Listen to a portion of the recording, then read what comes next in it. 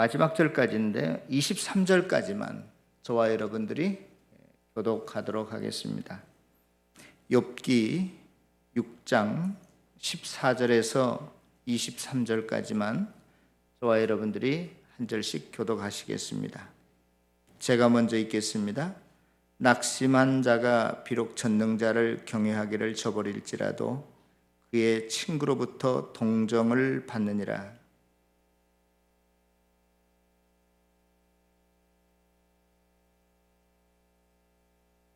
얼음이 녹으면 물이 검어지며 눈이 그 속에 감추어질지라도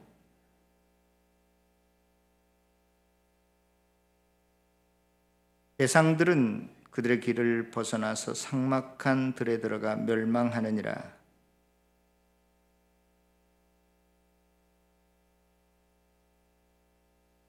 거기 와서는 바라던 것을 부끄러워하고 낙심하느니라.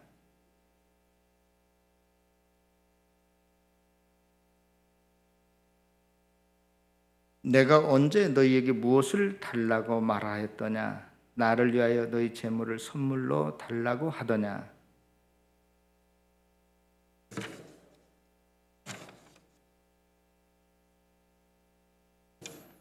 아멘. 얼마 전에 우연히 가요를 제가 알게 됐는데요. 그 가요의 제목이 하도 과격해서 이게 과연 이게 노래 제목으로 합당한가 그런 생각이 들었어요. 그런데 또 궁금하더라고요. 도대체 그 노랫말이 어떤 내용일까? 그래서 이제 제가 좀 찾아봤더니 지금부터 한 10년 전에 유행했던 그러한 가요인 것 같아요. 저는 난생 처음 듣지도 못한 노래였는데 등간에 제가 불러보겠습니다. 내가 미쳤어.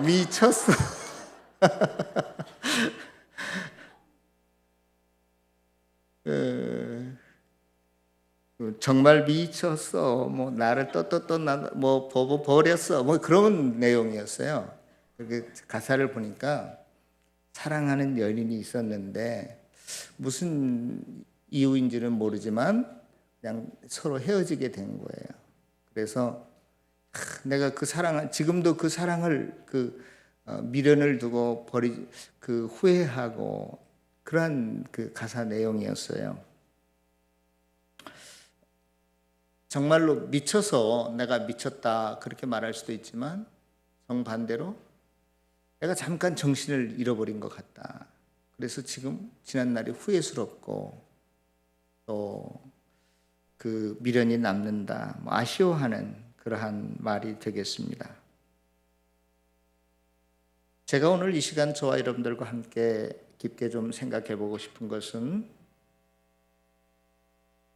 욥기에 나오는 욥과 그의 세 친구들이 있는데 누가 정말로 미쳤는지. 욥기 42장 7절에 보면 하나님께서 엘리바스와 욥의 그 두 친구에게 노하시면서 뭐라고 말씀하시냐면 너희들이 옳지 못하다 그랬어요. 그러니까 욥기서 전체를 통해서 하나님께서 저와 여러분들에게 말씀하시고자 하는 큰 주제는 뭐냐면 누가 옳은 사람이고 누가 옳지 못한 사람인가. 다시 말해서 누가 의인이고 누가 악인인가를 말하려고 하는 것이 욥기서입니다. 우리가 그동안 저도 난생 처음 욥기서로 설교를 지금 준비하고 있는데 욥기서가 꽤 길어요. 일단 분량이 42장이나 돼요. 그리고 보통 아무 이유 없이 고난을 받은 사람이 욥기다. 그 정도만 알고 있지 이 욥기서에 들어가서 세세한 내용이 무엇인지는 잘 모릅니다.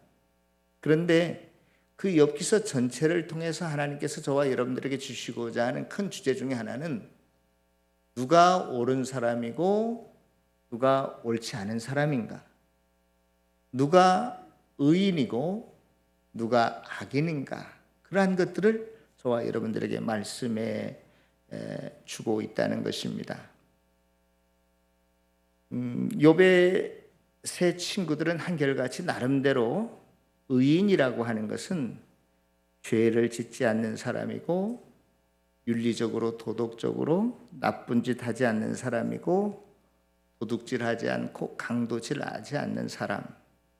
그래서 그에 대한 보상으로 이 땅에서 자식도 잘 되고 돈도 많이 벌고 건강한 사람이 의인이고 복받는 사람이라고 나름대로 생각하고 있는 것 같습니다.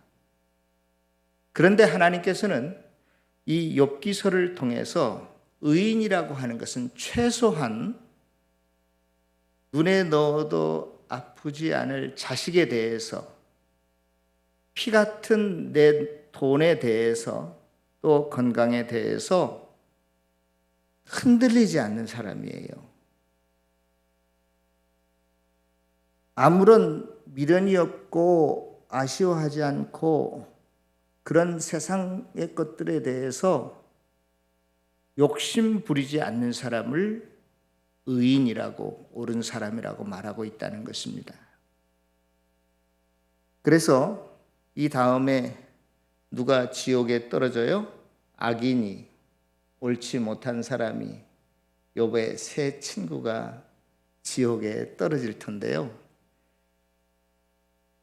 이 땅 위에서 그들은 자녀들에게 끌려다니고 돈 없어지는 것을 안타깝게 여기고 건강이 최고라고 좋아했던 자들이었기 때문에 그런 것들이 이 세상에서 자기의 레벨을, 수준을 올려준다고 생각하고 그것들이라면 사죽을 못 쓰고 물불을 가리지 않고 살았기 때문에, 그러나 막상 지옥문 앞에 다다른 것을 보시고 그동안 자기네들이 그렇게 목숨 걸고 여기고 소중히 여겼던 것들이 아무 쓸모짝에 없다는 것을 어떻게 해요?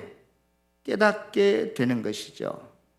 그래서 지옥에 떨어지는 그 불의한 자들, 악인들이 지옥성으로 부를 게 아마 제 생각에 내가 미쳤어 그 노래를 부를 것 같아서 제가 오늘 설교 제목을 좀 경망스럽긴 하지만 내가 미쳤어? 그렇게 제가 한번 정해봤어요.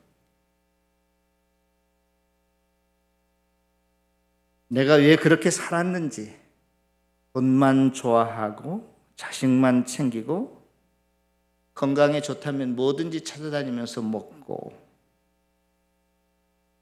분명히 자기가 그동안 헛살은 것에 대한, 잘못 살은 것에 대한 절망이고 자포자기고 장탄식의 노래가 아닐까 하는 생각을 해봅니다.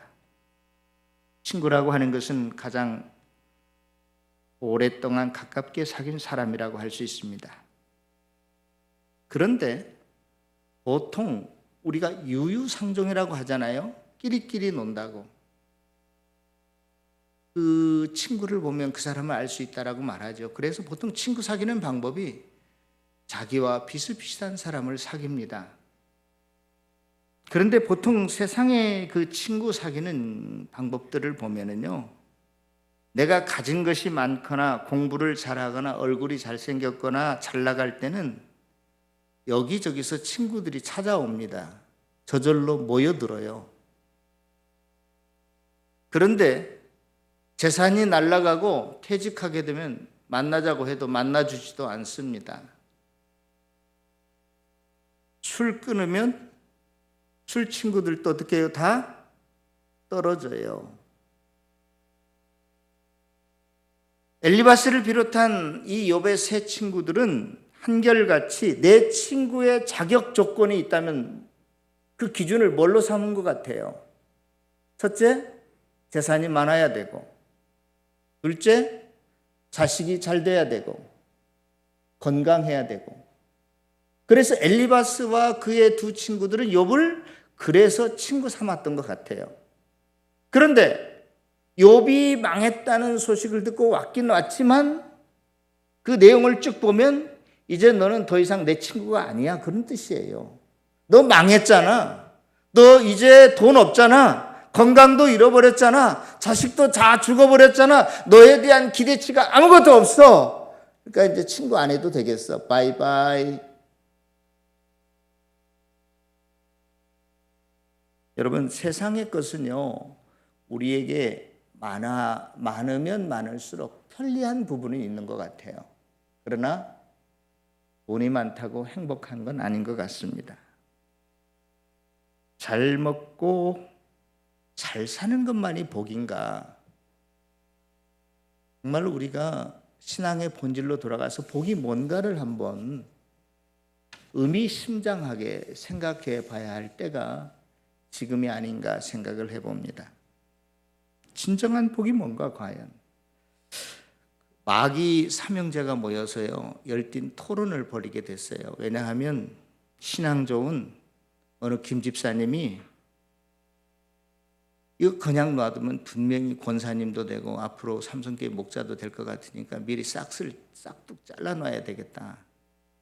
더 열심을 내기 전에, 신앙생활 잘하기 전에, 왜냐하면 가만히 두었다가는 머지않아서 이 사람이 대단한 내수쟁이가 될 것 같으니까 아예 넘어지게 해야 되겠다 하고 전략회의를 하고 있었어요. 제일 큰 마귀가 행동을 개시했습니다. 김 집사님을 찾아가서 모든 재물을 다 틀어막았어요. 경제적으로 어렵게 만들었습니다. 또 자녀들을 흔들어 놔가지고 계속 부모 말에 거역하고 빗나가게 하고 망나니 짓을 하도록 만들었어요. 그러면 하나님 원망해야 될 텐데 이 김 집사님은 안 나가던 새벽 기도까지 나가면서 더 열심히 하나님 앞에 기도하는, 더 하나님께 가까이 나가는 거예요. 그래서 실패했습니다. 그래서 이번에는 둘째 마귀가 나타났어요. 둘째 마귀가 나타나서 이번에는 어떤 전략을 폈냐면 불신자인 남편을 통해서 이 김 집사님을 모진 핍박, 학대를 가하는 거예요.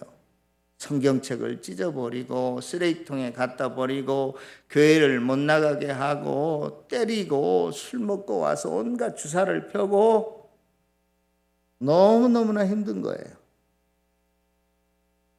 그런데도 이 김 집사님은 자기 교회 중보 기도팀에게 내 기도 제목을 의뢰하고 집안 남편이 출근하면 퇴근할 때까지 자기 골방에 들어가서 더 하나님 앞에 울부짖으면서 기도했어요. 하나님과 개인적으로 더 친밀해지고 더 가까워졌어요. 둘째 마귀도 그래서 실패하고 말았습니다. 이 셋째 마지막 마귀가 짠 하고 씩 웃으면서 나타났어요. 그리고 이 김 집사님에게 어떠한 전략을 구사했느냐? 모든 복을 다 왕창 부어줬어요. 엊그제까지 개망나니 짓을 하던 자식놈들이 개과천선해서 부모님 말씀도 잘 듣고 공부도 열심히 하고 남편 엊그제까지 막 뭉둥찜질하던 남편이 어떻게 된 건지 마음이 변해가지고 우리 마누라밖에 없다고 최고로 그렇게 사랑해주고 그동안 경제적으로 그렇게 어려웠던 부분들이 다 술술 풀리고 너무너무나 사업도 번창하고 잘 되는 거예요. 그런데 김 집사님에게 문제가 생겼습니다. 어떤 문제냐? 하루는 김 집사님이 목사님에게 와서 목사님, 제가 2주 동안 예배를 빠져야 될 것 같습니다. 목사님이 깜짝 놀래가지고 아니 왜 2주 동안 예배를 빠져요? 예, 우리 남편이 유럽에 여행 가자고 해서 좀 다녀오겠습니다. 기도해도 참석 안 하는 거예요. 아유 목사님 하나님께서 다 하시는데 다 알아서 해결해 주시겠죠. 봉사해야 되는데 봉사의 자리도 안 나오는 거. 목사님 그거 다 사람 써서 하세요. 경비는 제가 다 댈게요. 김 집사님의 기도, 봉사, 헌신, 예배, 신앙이 점점 쇠퇴해 가기 시작했습니다. 성도 여러분, 시편 73편 27절 28절에 보면 무릇 주를 멀리하는 자는 망하리니 음녀같이 주를 떠난 자를 주께서 다 멸하셨나이다. 하나님께 가까이 하는 것이 복이니라. 우리는 돈이 없고 건강이 없어서 자식이들마다 속썩여서 어떻게 자식만 좀 제대로 되면, 좀 돈만 벌리면, 건강만 하면 그게 복인 줄 알고 항상 그거를 추구하는데, 정작 사탄이 이 김집사님에게 모든 복을 주었더니 그것 때문에 도리어 하나님과 멀어지게 되었는데, 성경은 그렇게 하나님과 멀어지는 것이 화다. 그러나 너희들이 비록 힘들고 어렵고 자식이 속색이고 돈이 없어도 하나님과 가까이 사는 것이 복이다라고 정의를 내리고 있어요. 세상의 재물과 명예와 또 그 무엇이 저와 여러분들의 사이를 멀어지게 한다면 그것은 분명히 복이 아니라 화가 될 것입니다. 코로나 바이러스가 도리어 저와 여러분들을 하나님과 가까이 만든다면 그것이 복일 것입니다. 하늘의 복, 성경의 복은 분명히 하나님과 좋은 관계를 맺고 더 하나님과 가까워지는 것을 복이라고 말하고 있고, 그것을 은혜라고 말하고 있어요. 구약의 큰 개념 중에 하나는 하늘의 모든 복을 한 단어로 설명한 집중된 단어가 있는데, 그것이 뭐냐, 여러분들이 잘 아는 샬롬이라는 단어예요. 평화다.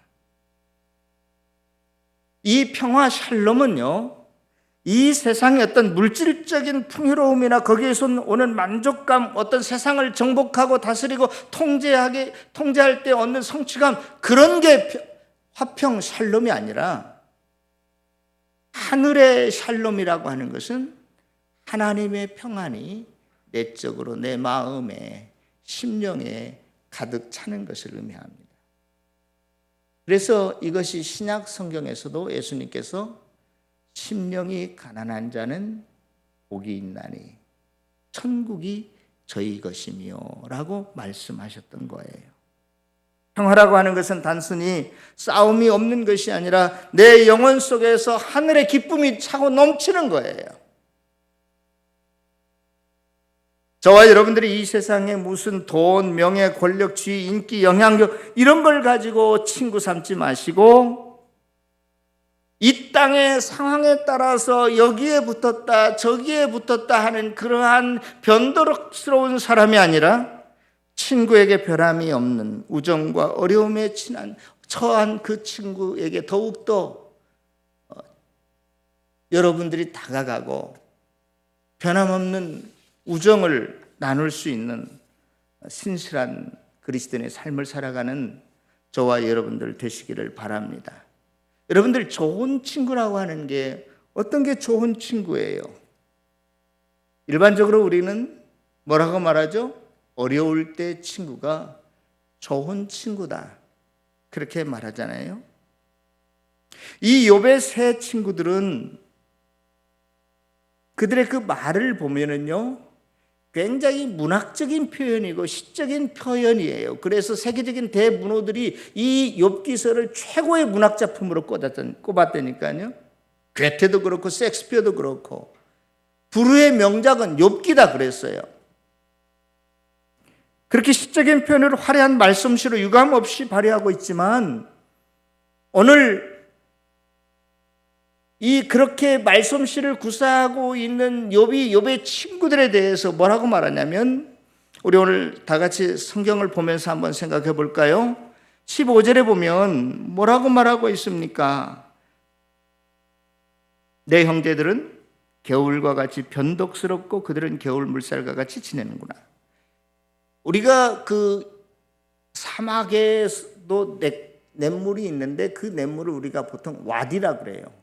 물이 생길 때는 갑자기 불어나고 또 금방 아무것도 없는 바닥이 드러나는 모래바닥과 같은 그러한 냇물을 와디라고 하는데, 이스라엘 개천도 그런 거였어요. 와디. 그러니까 금방 물이 있는 듯 했는데 또 금방 없어져 버리고, 너희들이 그렇게 변덕스러운 친구들이구나.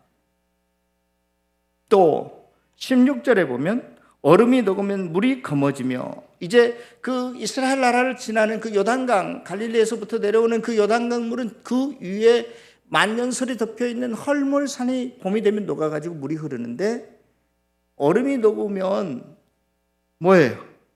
물이 검어지며, 아마 보통 요단강 물은 흙탕물, 누런 황하강처럼 흙탕물인데, 아마 그 물이 녹으면서 북부지방에서 내려온 현무암 이런 그 흙, 검문 흙과 같이 어울리면서 내려오면서 흙 색깔이 많이 검어지는 것 같아요. 또 뿐만이 아니라 눈이 그 속에 감추어질지라도, 이것은 시적인 표현입니다. 예. 녹아내린 눈이 경류 속에서 섞여 그 흘러가는 현상을 문학적으로 표현한 것인데요. 눈이 하얗잖아요.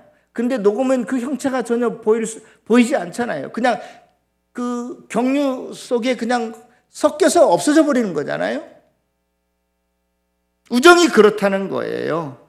이제 너희는 아무것도 아니구나. 뭐 위로와 도움이 전혀 되지 못하는구나. 도리어 너희들은 나의 이러한 두려운 모습을 본 적 겁을 내는구나. 지금 욥의 모습이 너무너무나 황망하잖아요. 그렇죠? 황당해요. 처참합니다. 그래서 그것을 본 욥의 친구들이 도리어 겁을 먹고 있어요. 두려워하고 있어요. 그렇지만 내가 언제 너희에게 무엇을 달라고 하더냐? 예? 재물을 선물로 뭐 돈이라도 얼마 꿔달라고 하느냐? 전혀 그런 적 없지 않느냐? 그런데 왜 와가지고 나를 힘들게 하느냐? 원수나 폭군의 손에서 날 구원해 달라고 하더냐? 욥기서 1장에 보면 스바 사람이 나타나서 갑자기 이 욥의 나귀와 소를 다 빼앗아 가버려요. 또 갈대아 사람이 나타나서 낙타를, 그 많은 낙타를 다 빼앗아 가버려요. 그래서 그 내가 빼앗긴 그 물건 그 사람들에게 가서 찾아오라고 하더냐? 그렇지, 너희들에게 부탁한 적 없다, 그런 이야기입니다. 도리어 너희들이 한 말이 다 옳은 말이지만, 예? 너희들이 한 말이 다 옳은 말이지만, 그러나 내게는 고통이다. 여러분 한번 생각해 보세요. 정말로 너희들은 계속해서 인가유를 권선징악을 내세우면서 내 잘못을 드러내고, 네가 지금 정작 하나님께 또 윤리적으로 도덕적으로 잘못되었기 때문에 이렇게 화를 당하고 멸망당했다라고 말하지만, 물론 옳은 말이지만 그것이 나에게는 해당되지 않는다, 그런 거예요. 내가 그 이유를 설명할 수 없지만 내가 그렇게까지 나쁜 짓 한 적이 없는 것 같다, 그런 겁니다. 오늘 아침에 저와 여러분들이 일어나서 묵상한 본문이 어디예요? 시편 22편이잖아요. 그 시편 22편도 비슷한 내용인 것 같아요. 그 시편 22편을 지은 그 시인은 뭡니까? 어떻게 보면 사랑하는 자기 자녀가 고통과 환난과 질병에 있는데도 하나님께서 외면하시는 것 같아요.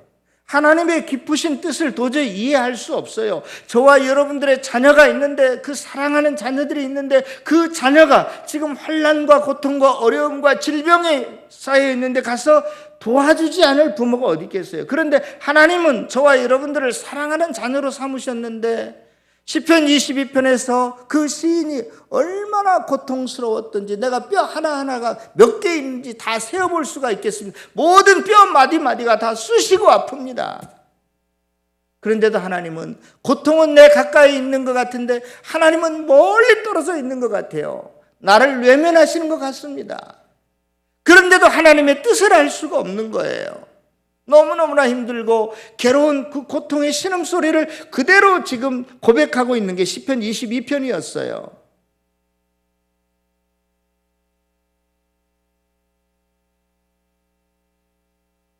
시편 22편은요, 메시아적인 시라고 이야기합니다. 왜냐하면 시편 21편에 어떠한 말씀이 기록됐냐면, 내 하나님이여, 내 하나님이여, 어찌하여 나를 버리시나이까. 이 말씀을 예수님께서 십자가에 달려 돌아가실 때 하셨던 말씀이잖아요. 또 시편 22편에는 원수들이 내 옷을 속옷을 제비 뽑아 나누었나이다. 예수님의 옷도 로마 군병들이 그렇게 제비 뽑아 나누었기 때문에 예수님에게 이루어졌다고 해서 시편 22편을 메시아적 시라고 이야기해요. 여러분, 이 지금 욥의 세 친구들은요, 욥을 끊임없이 비난합니다. 그래서 욥은 너희는 나를 팔아 넘기는 사람이구나. 또 너희는 행악자가 되지 말라. 나는 잘못이 없는데 너희들은 나에게 죄를 덮어 씌워서 의인을 불의한 자로 만드는 행악자들이, 범죄자들이 너희들 자신이다. 그런 이야기를 하고 있어요. 진실한 친구 우정이라고 하는 것은요, 호감과 서로 애정으로 관련되어 있는 친밀한 사람끼리의 관계를 친구 혹은 우정이라고 말하지 않습니까? 그런데 한 가지 전제 조건은 뭐냐? 우정의 전제 조건, 친구의 전제 조건은 뭐냐? 서로 사랑하고 충성스러울 것을 의무감으로 갖는 거예요. 계약서 쓰자 너하고 나하고 해서 도장 찍고 그런 것은 아니에요. 자발적으로 내가 너를 믿어줄게, 너에게 호감을 나타내고 사랑해줄게 라고 하는 전제 조건이 붙어 있는 게 뭐예요? 친구의 관계고 우정인 것입니다. 그래서 인간 사회에서 우정이라고 하는 것은 개인에게 굉장히 행복한 것이고 또 안녕을 위해서 좋은 요건입니다. 예수님께서도 요한복음 15장의 13절에 이렇게 기록하고 있어요. 사람이 친구를 위하여 자기 목숨을 버리면 이보다 더 큰 사랑이 없나니. 그리스도인들은, 믿음의 사람들은 친구에 대해서 변함이 없어야 되고, 실상은 세상 사람은 그렇게 못해도 나는 내 친구를 위해서 목숨까지도 버릴 수 있는 용기 있는 사람, 사랑의 사람이 되어야 됩니다. 그런데 이 욥의 세 친구들은 자기를 위해서, 욥을 위해서 아무것도 한 일이 없어요. 뭘 바라지도 않았지만 바라는 것처럼 욥의 세 친구들은 이해를 한 것 같고, 또 오히려 속을 긁어놓고 속을 뒤집어 놓습니다. 죄를 뒤집어 씌웁니다. 오늘 욥기서를 제가 시작하면서 서두에 욥기서를 통해서 하나님께서는 욥은 분명히 옳은 사람이었고 의인이었다라고 말하고 있어요. 최소한 돈이나 자식이나 건강을 따라다니는 사람이 아니었습니다. 그것 때문에 믿음이 흔들리는 사람이 아니었습니다. 그러나 엘리바스와 두 친구들은 옳지 않는 악인이었습니다.